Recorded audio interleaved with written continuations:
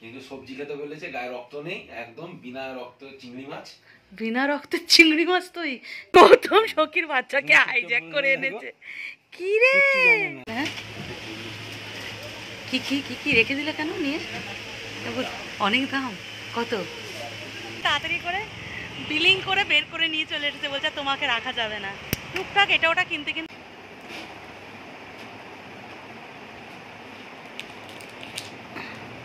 নিজেকে ভালো রাখার সবচেয়ে ভালো উপায় হলো নিজেকে ব্যস্ত রাখা। আর আমি এখন নিজেকে ব্যস্ত রাখি সংসারের কাজকর্মের মধ্যে দিয়ে। জানি ডাক্তার আমাকে রেস্টে থাকতে বলেছে, বেশি কাজকর্ম না করতে বলেছে, কিন্তু কি করব, বেকার মস্তিষ্ক যে মনের মধ্যে হাজারো রকম আবর্জনার স্তূপ তৈরি করে। বছর 3 হলো রোগের ঝালায় বাইরের জগতের সাথে সব সম্পর্কই প্রায় আমার কেটে গেছে।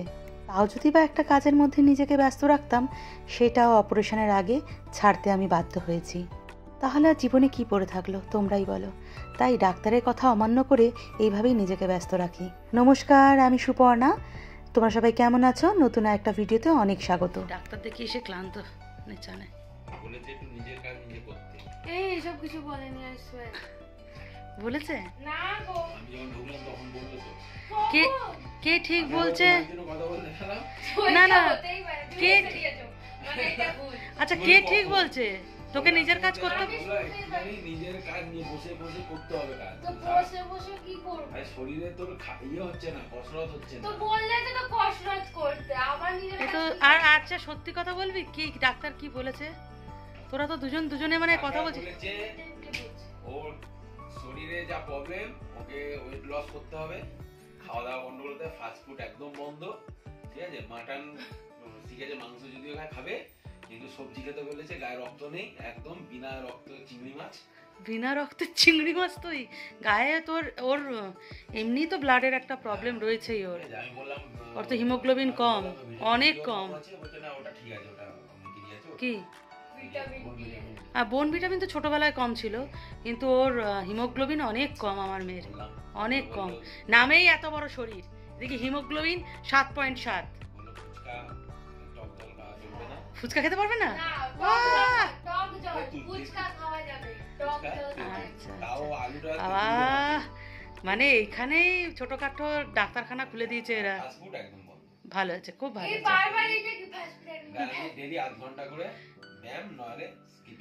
আমার ঘরটা যে কি অন্ধকার লাগছে। ঠিক আছে, এই রিপোর্টগুলো সব তুলে রাখি। ও বাবা, কি কি নক্ষত্র! তার জন্য ঘর অন্ধকার? তো নক্ষত্র তো চলে এসেছে। না না, নক্ষত্র তো এখন চলে এসেছে, আলো কোথায়? হ্যাঁ আচ্ছা ঠিক আছে, চা খাওয়া শেষ করো। সকাল 7:30 নাগাদ গৌতম মেয়েকে নিয়ে ডাক্তারখানায় গিয়েছিল। সেই সুযোগে আমি ঘরে সমস্ত কাজ করে নিয়েছি। এদিকে ব্রেকফাস্টেরও জোগাড় করে নিয়েছি, আলু সিদ্ধ আর পনির গ্রেট করে রেখে দিয়েছিলাম। ইচ্ছা ছিল পনির পরোটাই করব, কিন্তু গৌতম পনির খেতে পছন্দ করে না, সেহেতু এই আলু স্টাফের মধ্যেই পনির মিশিয়ে দিলাম। বাবা একদম পনির পছন্দ করে না। এদিকে মেয়ের প্রিয় জিনিস হচ্ছে পনির। আমি আর কোথায় যাই, দুজনের মন জোগাতে এই অভিনব একটা আইডিয়া, আলুর সাথে পনির মিশিয়ে নিয়েছি। আজকে একটু নতুন ধরনের আলুর পরোটা বানালাম, শেপটা একটু নতুন ধরনের দিলাম। আজকে সকালের ব্রেকফাস্ট দেখ, টেস্ট কর, টেস্ট করে দেখ। কাপটা দে, আরেকটা বানিয়ে দিচ্ছি, ছোট ছোট করে করলাম, দেখ একটু নতুন ধরনের করলাম। হ্যাঁ টেস্ট করে দেখ। আগে আমি পাপাকে দিয়ে দিই।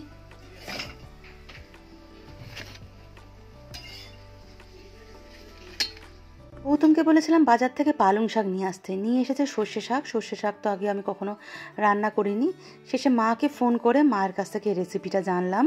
শাক বেছে কেটে ধুয়ে রেখে আমি একটু বসেইছিলাম। গৌতমবাবু এদিকে গ্যাসে মাংস চাপিয়েতেই জামা কাপড় কাচতে বসেছে। বাধ্য হয়ে আমাকে উঠে এসে মাংসটা নাড়তে হলো, নাহলে মাংসটা ধরে যেত।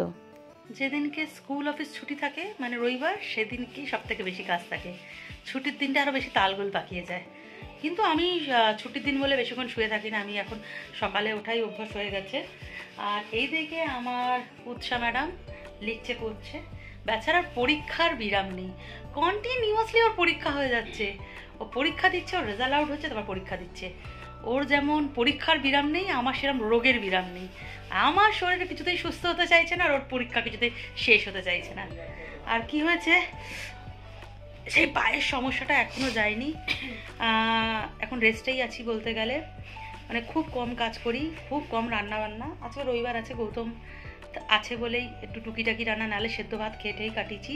কয়েকদিন মা রান্না পাঠিয়েছে, পরপর কয়েকদিন মাই রান্না বান্না করে পাঠিয়েছে, রাতে গৌতম এসে করেছে। কালকেরই মনে হচ্ছে রান্না করেছিলাম ওই সেদ্ধ ভাত, আলু সিদ্ধ, ডিম সিদ্ধ এরম করে। আর আজকে গৌতম বাবু আছে বলে একটু গুছিয়ে রান্না হচ্ছে, মানে রবিবার যেহেতু। সেই পায়ের সমস্যায় রান্না করছিলাম, পুরো পা ধরে নিয়েছে, পুরো পা অবশ হয়ে যাচ্ছে, ওই জিজি ধরে নিচ্ছে।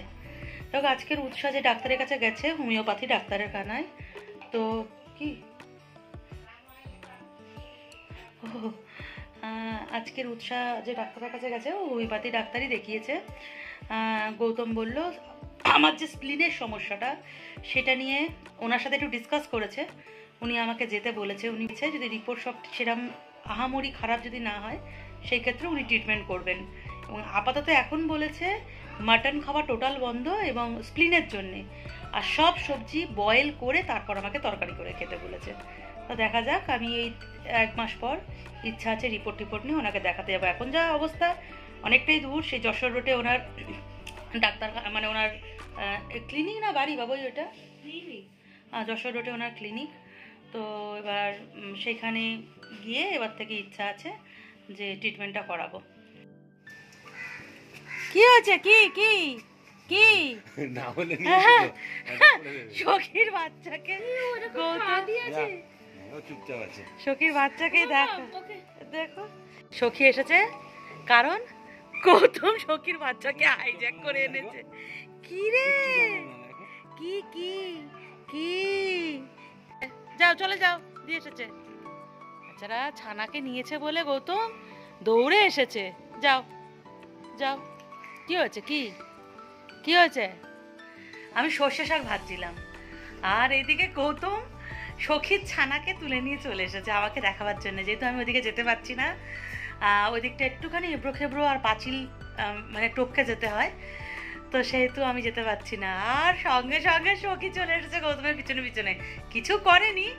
এখন আবার বাচ্চা গৌতম দিয়ে আসলো, সখী আমার গেটের কাছে বসে আছে, জানা আছে রোববার মাংস ভাত খাবে। ফার্স্ট টাইম সর্ষে শাক বানাচ্ছি, বেগুন ভেজে রেখে দিয়েছিলাম, মা যেভাবে বলে দিচ্ছে সেভাবেই করছি। আর এদিকে দুধ জাল দিচ্ছি। সকালবেলা গৌতমবাবু সিমুই এনেছিল টিফিনে খাবে বলে, সকালে তো আর বানানো হয়নি, এই এখন রান্নার ফাঁকে সিমুইটা বানিয়ে নিয়েছি। সেই বানানো থেকে মেয়ে আর বাবা খেতে শুরু করেছে। আমি যেহেতু স্যালাড খেতে ভালোবাসি, এখানে তোমাদের গৌতমদা দেখো আমার জন্যে কি সুন্দর করে স্যালাড কেটে রেখেছে। যাই হোক, দুজনে মিলে রোববারের দুপুরটা সামলে নিলাম। চিকেন, শাক ভাজা, স্যালাড আর ভাত, এটাই হচ্ছে আমাদের রোববারের স্পেশাল লাঞ্চ মেনু। ভাত খেয়ে কে বলো তো সিমুই খায়? একে রোববার দেরি করে ভাত খেয়েছি, তারপর একটু শুয়েছি, ব্যাস গৌতম আর মেয়ে দুজনে আমাকে অস্থির করে দিচ্ছে সিমুই খাবে বলে। যেমন বাবা তার তেমনি মেয়ে, এই নিয়ে যাচ্ছি দুজনের জন্যে। সিমুই খাবে করে পাগল করে দিচ্ছে, আর ঘুমিয়ে পড়লে এই আমাকে সারা দুপুর জ্বালাচ্ছে সিমুই খাবে। ভাত খেয়ে উঠে থেকে এখন বাজে ঘড়িতে 5টা। কি হলো স্যার, সিমুই এনেছি। আরেকজন পড়তে পড়তে দৌড়েছে যে আমি সিমুই দিচ্ছি কিনা, দৌড়ে গিয়ে একবার দেখে পালিয়ে এসেছে। আচ্ছা ঠিক আছে, নাও নিয়ে নাও, নাও ও খাও শান্তি করে খাও। আর গৌতম বাবু এমনি মিষ্টি জিনিস খেতে ভালোবাসে না, কিন্তু সিমুইটা বেশি, মানে সিমুইটা খেতে ভালোবাসে। দুজনে 76-এর মন্নন্তর থেকে এসেছে। শুভ সন্ধ্যা বন্ধুরা, সন্ধ্যা হতে না হতেই সখী ম্যাডাম চলে এসেছে আমার গেটের সামনে। হয়েছে, এটা সখীর চা খাওয়ার টাইম। আমরা খাই চা, সখী খাই বিস্কিট। সখী ম্যাডাম তো পাউরুটি খাবে না, রুটি খাবে না। সখী ম্যাডাম বড় লোক, নিরামিষ খায় না, পনির খায় না, মাছ, মাংস, ভাত আর বিস্কুট। 1 প্যাকেট বিস্কুট খেয়েছে। কি আরো বিস্কুট লাগবে? রাতে ভাত খাবে, রাতে ভাত দিয়ে দেবো, ভাত খেয়ে নেবে, আর বিস্কুট খেতে হবে না। এক ডাক দিলে এমনি বাধ্য, এক ডাক সখী বললে হয়, যেখান থেকে হোক দৌড়ে আসবে আমার কাছে। আমার আর সখীর খেজুরে আলাপের মাঝে গৌতম এদিকে চাটা বসিয়ে দিয়েছে। তো সখী ম্যাডামের পেট ভরেনি, এই চা পড়ে গেছে, তুলে নিয়ে খেয়ে নে। সখী ম্যাডামের পেট ভরেনি, যেতে চাইছে না, তার জন্যে এই কটা বিস্কুট দিই। কি হয়েছে কি হয়েছে কি হয়েছে? এই বিস্কুটও শেষ হয়ে গেছে?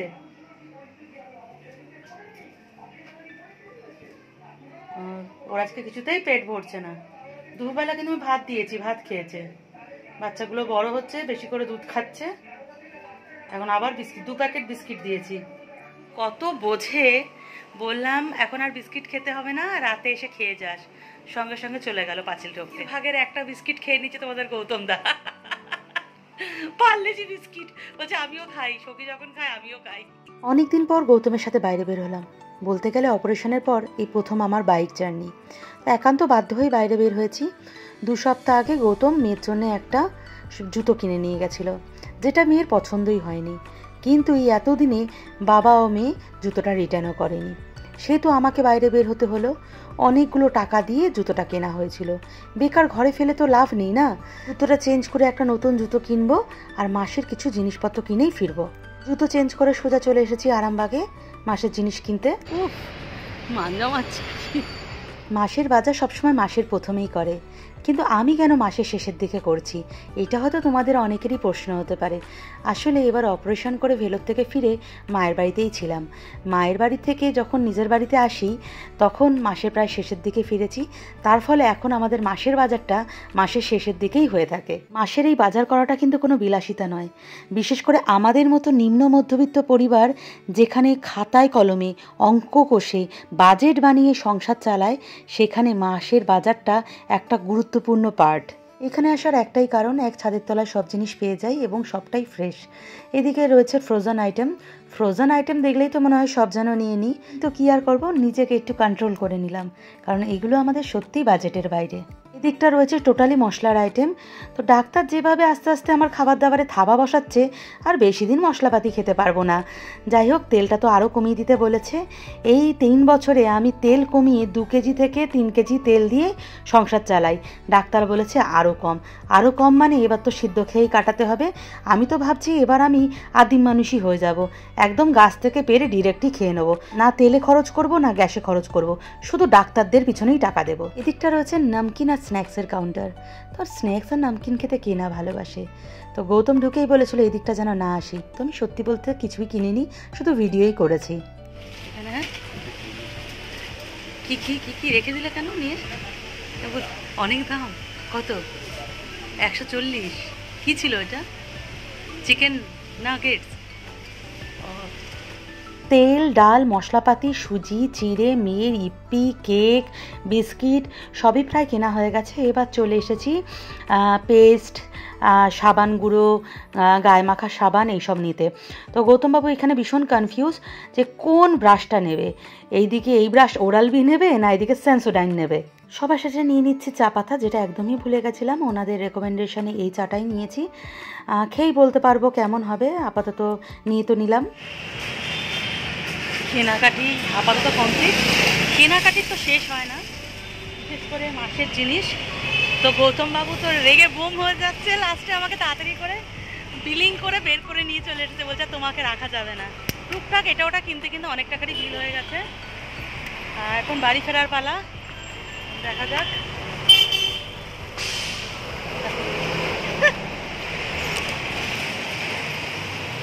অনেকদিন পর গৌতমের সাথে কলকাতার রাস্তায়। মন বলল আর একটু পথ চলি, কিন্তু শরীর সঙ্গে সঙ্গে থ্রেট দিল এক্ষুনি বাড়ি চল, নাহলে এখানেই খেলা হবে, প্রবলেমে তুই পড়বি। তাই সোজা বাড়ির দিকে। আরামবাগ থেকে জিনিস কিনলে ওরা কিন্তু ব্যাগ দিয়ে দেয়, তার জন্য অবশ্যই এক্সট্রা টাকা নিয়ে নেয়। আগে তো বুঝতাম না এরম করে যে কত ব্যাগ জমা হয়েছে, এখন বুদ্ধি করে ব্যাগ নিয়ে যাই সাথে করে, আর সেই ব্যাগে করেই জিনিস ভরে নিয়ে চলে আসি, যেটুকু টাকা বাঁচানো যায় এই আর কি। কী আর করব, দিনে দিনে সংসার খরচ বাড়ছে, জিনিসপত্রের দাম বাড়ছে, কিন্তু মাইনে তো আর বাড়ছে না। পকেটে টান পড়ছে, বাজেটে টান, আর কি করা যাবে। তার মধ্যে আমার যা রোগের ঠেলা। ব্যাগ একদম খালি করার পর শেষে দেখছি 2টো চকলেট পড়ে আছে। বুঝতেই পারলাম এটা গৌতমবাবুর কাজ। যেই ও বিলিং করছিল আমি জিনিসপত্র দেখছিলাম, সেই সুযোগে এই চকলেট দুটো কিনে রেখে দিয়েছে ব্যাগের মধ্যে।